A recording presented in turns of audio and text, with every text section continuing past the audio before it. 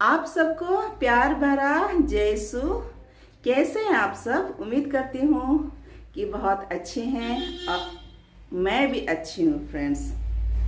तो आज हम लोग विशेष प्रार्थना करेंगे एक बहन के लिए। वो लिखती है, दीदी आप मेरे लिए बेबी ब्लेसिंग के लिए प्रार्थना कर दीजिए। मेरी शादी का 7 साल हो रहा है और मेरी थर्ड IVI 7/10/2025 को हुआ है। इस बार मेरा IVI रिपोर्ट पॉजिटिव हो। पिता ईश्वर मेरी गोद भर दे।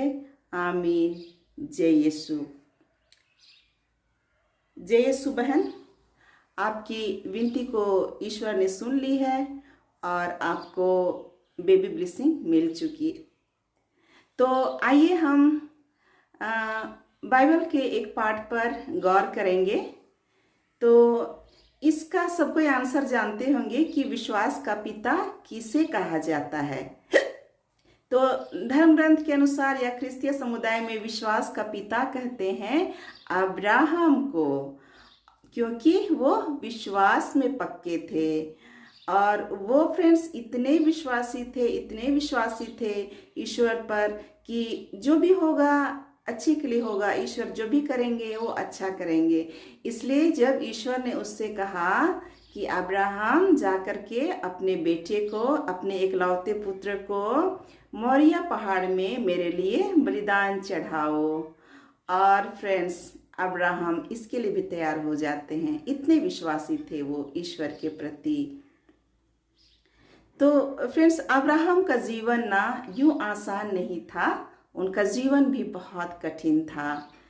क्योंकि वो कहा जाता है कि वो बचपन में वो बाहर में शिक्षा दीक्षा पाए थे और राजघराने में वो नहीं थे। और जब राजघराने में वे आए, क्योंकि उसके पिताजी एक सेनापति थे, राज्य के मुख्य सेना सलाहकार थे, सेनापति थे, और इसलिए उनका घर ना बहुत अमीर था।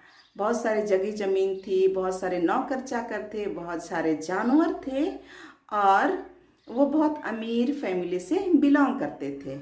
तो फ्रेंड्स जब वो बाहर से पढ़ लिख करके अपने घर में आए, जब जवान हुए तो अपने घर में आए, तो उनके साथ में परीक्षाएं हुई।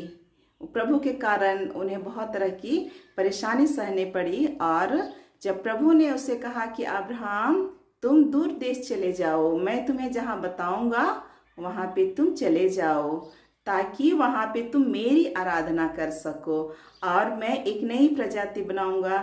मैंने नए लोग तरह के लोग होंगे, वो मेरी आराधना के लिए होंगे। क्योंकि फ्रेंड्स जो आदम हवा और कैन हाबिल के बाद में आए थे ना, वो संतान ना बहुत पापी हो गए थे, बहुत ज़्यादा। और वो लोग राजा रजवाड़ का समय था, तो उस समय मूर्ति पूजा करते थे, तरह तरह की मूर्तियां बना करके रखते थे और बहुत सारी मूर्तियों की पूजा करते थे। तो मूर्ति पूजा ईश्वर के विरुद्ध में था, तो ईश्वर उनसे बहुत दुखी थे। और तब उन्होंने अब्राहम नामक एक धर्मी और सच्चे इंसान को चुना कि उसे मैं दूर ले जाऊंगा और एक नई जाति बनाऊंगा जो मेरी आराधना करेगी। इस तरह से तो उन्होंने दर्शन दिया, अब्राहम को बोला कि तुम घर से निकल जाओ और दूर देश के लिए निकल जाओ, जहाँ मैं तुम्हें बताऊंगा। और फ्रेंड्स अब्राहम को बहुत कठिनाई का सामना पड़ा, घर से निकलना यूँ आसान नहीं था, क्योंकि वो अमीर घर से थे और बहुत सारे पहरेदार थे, नियम और कानून बहुत सारे। वो एक मामूली तो नहीं थे ना, उसके पिताजी एक प्रमुख ओहदे पर थे, तो नामी थे, उसके पिताजी बहुत ही नामी थे।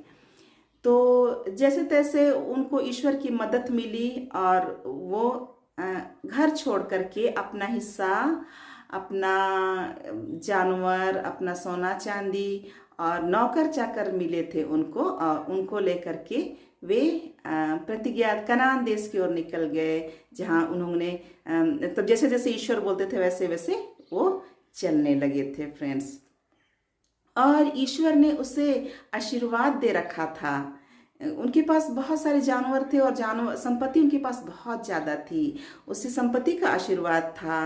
और ईश्वर ने उसे और भी आशीर्वाद दिया था कि तुम्हारी संतान को मैं आसमान के तारों और बालों के कण की तरह असंख्य बना दूंगा और वो संसार में फैल जाएंगी, ऐसा आशीर्वाद दिया था ईश्वर ने। लेकिन फ्रेंड्स, बड़ा अद्भुत बात था, अब्राहम की एक भी संतान नहीं थी। उनकी पत्नी का नाम सारा था और वो बहुत खूबसूरत थी, लेकिन उसकी कोई संतान नहीं थी। धन संपत्ति थे, नौकर चाकर थे, सब कुछ था, पर उनको संतान नहीं थी। और ईश्वर ने वादा किया था कि मैं तुम्हारे वंश को असंख्य कर दूंगा, आसमान की तारे की तरह बढ़ाऊंगा और समुद्र के रेत की बालू की तरह मैं असंख्य कर दूंगा, ऐसा बोला था ईश्वर ने। और अब्राहम को जब बोला कि तुम्हें एक बेटा मिलेगा, तो अब्राहम थोड़ा हंस रहा था कि मैं तो बूढ़ा हो चुका हूँ, अब सारा भी बूढ़ी हो गई है, तो कैसे संतान हो सकता है। लेकिन फिर ईश्वर ने जब वादा किया था तो उसके अनुसार में सारा गर्भवती हुई और सारा ने बुढ़ापे में, एकदम बुढ़ापे में इसहाक को जन्म दिया। तो वो इसहाक भी आज्ञाकारी थे और ईश्वर दिए भी तो ऐसे मामूली बच्चा नहीं दिए, उसे एक आज्ञाकारी पुत्र मिले थे। जैसे कि जब मोरिया पहाड़ में अब्राहम अपने बेटे को बलि चढ़ाने के लिए ले गए, तो जैसे जैसे अब्राहम बोलता था वैसे वैसे इसहाक चलता था। इसहाक को जब बोला गया कि इस वेदी पर लेट जाओ, तो लेट जाता है। ऐसा आज्ञाकारी पुत्र ईश्वर ने दिया था। फ्रेंड्स, देर से मिली थी अब्राहम को संतान, लेकिन आज्ञाकारी संतान मिली थी। और उसके द्वारा फिर बहुत उसके संतान बढ़े, जो विश्वास में आगे बढ़े। और फिर प्रभु यीशु उद्धारकर्ता का जन्म हुआ, जिसकी हम अभी पूजा अर्चना करते हैं, आराधना करते हैं। फ्रेंड्स, तो देखिए, ईश्वर के घर में देर है लेकिन अंधेर नहीं है। उनकी योजना ना फ्रेंड्स अद्भुत होती है, अद्भुत योजना। उन्होंने अब्राहम को एक आज्ञाकारी पुत्र दिया, धर्मी पुत्र दिया, लेकिन लेट से, एकदम बुढ़ापे में, अचंभा करने के जैसा ना। तो लेकिन फिर भी ईश्वर के लिए ना फ्रेंड्स कुछ भी असंभव नहीं है। तो देखिए कि लिखा हुआ है लूका का अध्याय 1 पद संख्या 27 में, परमेश्वर के लिए कोई बात असंभव नहीं है। तो आज हम लोग बहन के लिए प्रार्थना करेंगे, जो IUI कहते हैं शायद, वो 7-10 तारीख को उसका हुआ है। और वो आशा और उम्मीद में है कि इस बार उसका जो सफल हो जाएगी, उसका उसका गोद हरा हो जाएगा, उससे एक बेबी की ब्लेसिंग होगी, इसी आशा में और उम्मीद में है। और बड़ी उम्मीद के साथ में प्रार्थना का निवेदन करती है। तो बहन, ये बड़ी खूबसूरत बात है कि आप बेबी के लिए लगातार कोशिश कर रही हैं। ईश्वर आपकी भावनाओं और जरूरतों को समझते हैं और वही देनेहारा है, देने वाले हैं। आपकी कोशिश इस बार जरूर रंग लाएगी और आपको बेबी ब्लेसिंग मिल रही है। बहन आपकी गोद भरने वाली है, आप माँ बनने वाली है। तो आइए हम लोग ईश्वर की स्तुति और महिमा गाते हैं और बहन के लिए हम लोग प्रार्थना भी करेंगे। फ्रेंड्स, उस सिलेस्टिना बहन के जीवन के लिए धन्यवाद देते हैं, आपकी स्तुति करते हैं और प्रार्थना करते हैं कि वो जो विश्वास के साथ में आशा इंतजार में है कि वो एक बेबी ब्लेसिंग पाएगी, उसका गोद हरा होगा। जो 7 साल से बच्चे के लिए तरस रही है, प्रभु उस पर दया कीजिए, सेलेस्टिना बहन पर कृपा कीजिए मेरे यीशु, और उसे इस बार एक स्वस्थ बच्चा दीजिए, एक बुद्धिमान बच्चा दीजिए और एक आज्ञाकारी बेटा दीजिए। जिस तरह से पिता ईश्वर आपने बुढ़ापे में अब्राहम को इसहाक दिया, एक आज्ञाकारी पुत्र दिया और अब्राहम बहुत खुश हो गया, उसी तरह सेलेस्टिना बहन के लिए पिता ईश्वर आज हम प्रार्थना करते हैं और उसके जैसे और कई बहनें हैं, उनके लिए हम प्रार्थना करते हैं। प्रभु, उनके आंसुओं को, उनके बोझ को आपके चरण में रखते हैं। पिता परमेश्वर, आप उनकी विनती सुन लीजिए और उन्हें भी एक आज्ञाकारी पुत्र या पुत्री प्रभु आपकी इच्छा के अनुसार दीजिए पिता परमेश्वर, क्योंकि आपके घर में देर है, अंधेर नहीं है, और आपके लिए कुछ भी असंभव नहीं है पिता परमेश्वर। लिखा है, जो आंसुओं में बोते हैं वे जय जयकार करते हुए काटेंगे। भजन संहिता 126 का 5।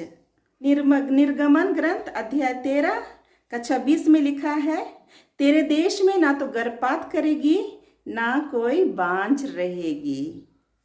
तो इस वचन के अनुसार पिता परमेश्वर आप इन बहनों को आशीर्वाद दीजिए जो एक पुत्र या पुत्री का आशा और इंतजार कर रही है, और उनकी आशा आपकी ओर है पिता परमेश्वर। सिर्फ आप पर उनका विश्वास और भरोसा है, उन पर दया कीजिए।